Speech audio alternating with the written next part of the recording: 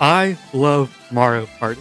Nothing feels better than crushing your enemies with chance time. For years, I've loved every aspect of Mario Party from the boards, the minigames, and the character roster. So I wanted to take on a challenge of ranking the boards in every Mario Party one at a time.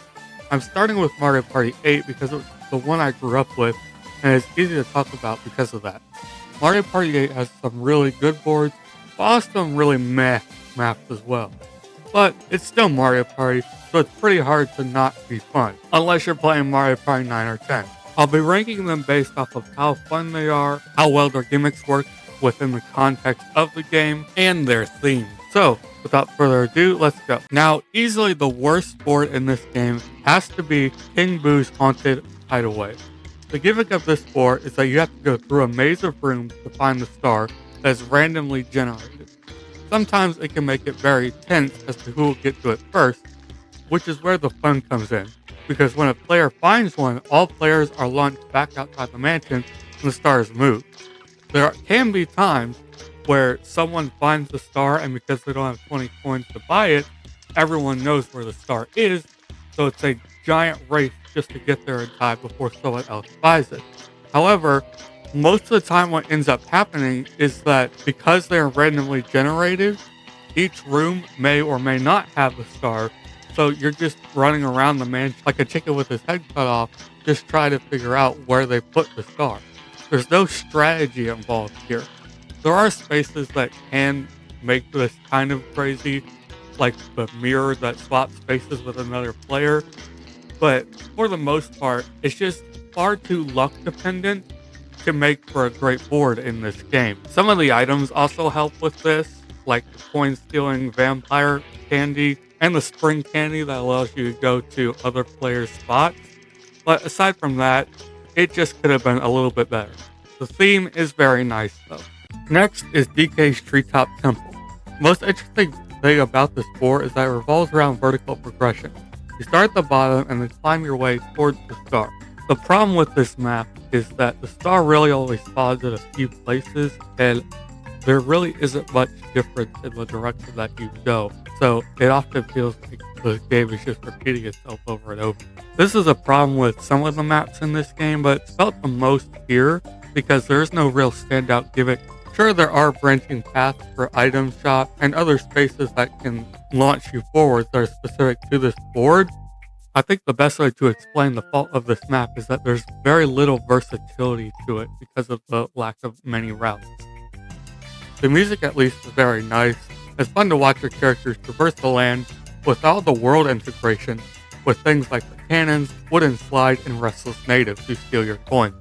Next is Bowser's Warped Orbit.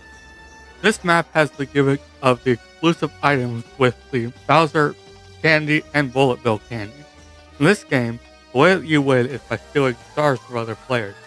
Bullet Bill can allow you to use 3 dice blocks to steal 1 star from every opponent you pass, and the Bowser candy allows you to steal 2 stars from every character you pass, but will only allow you to roll a double dice.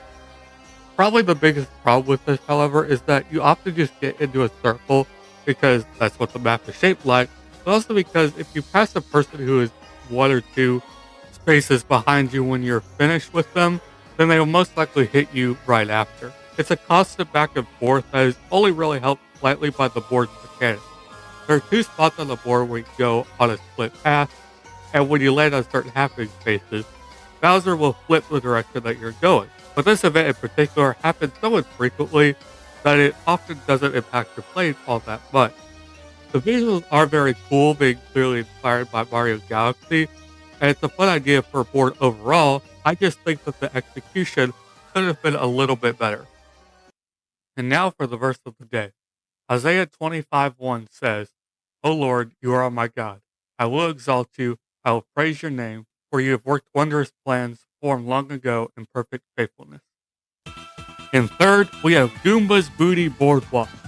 This board is placed on a beach where you race towards the end for a free star at the end of the boardwalk. Now you may ask, why is this better than the DK map? In that map, the star moved all the time. Wouldn't it be worse if it's in the same place? Well, in this map, there's so many spaces that can throw you backwards, either a few spaces or back to the beginning.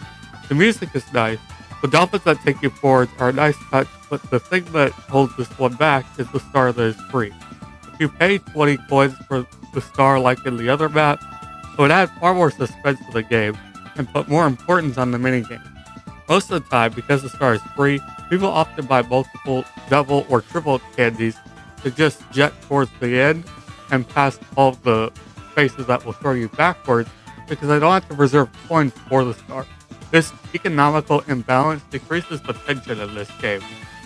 Now these last two boards are the best in the game and a great reason to come back to this game every time. In second place is Shy Guy's Perplex Express. The gimmick of this game is that you must run to the end of the train up to the front where the Shy Guy conductor is waiting. By paying him 20 coins, you can get a star. After that, you run along the top of the train back towards the beginning. Where the craziness of Mario Party comes in is from the happening spaces and DK/Bowser spaces. Some spaces will make the train car switch positions, while others will launch you either to the top roof or back inside the train. It adds so much strategy because at any moment you could be sent away from or towards the star. But where the real insanity begins is with the Bowser and DK spaces. If you land on the DK space, you'll switch with the conductor and give any player 1 star for free if they make it to the front. This makes it a mad dash towards the front of the train every time. However, if you land on a Bowser space, the locomotive will change and Bowser will take a star from you or steal coins if you don't have a star. In this instance, you don't want to get to the front and instead try to either low roll or land on a space that pushes you to the top edge. All of these mechanics make for one of the most tense and exciting games in Mario Party 8. However, undoubtedly in first place, it has to be Koopa's Tycoon Town. Simply put, this is like Mario Party and Monopoly put together. Throughout the map, there are 5 hotels that you can put money into to get stars back. By putting 1 through 10 coins in, you get 1 star. Once the total of all the characters reaches 20 coins, then you can get 2 stars. But if the total number is 50, you get 3. Where the strategy comes in is figuring out how much money to put in each hotel at what time. You can only put 10 in each individual hotel and get 1 from each of them, or you can try to put all your money into one so you can get 3 stars from it and no one else can take it over. With 4 players all battling to pay the most money at each hotel, it can get pretty insane. Without a doubt, it is the best board in this game, and honestly a mechanic like this is one that should be used far more than it is for just this game alone. I know that a similar mechanic was used for one of the older GameCube Mario parties, but I have not played that one yet, so I can't really say how much better this one is. It also does a great job making the mini games that give you coins far more important here, because aside from the coin mini games, which give you extra, winning a mini game gives you 10 coins.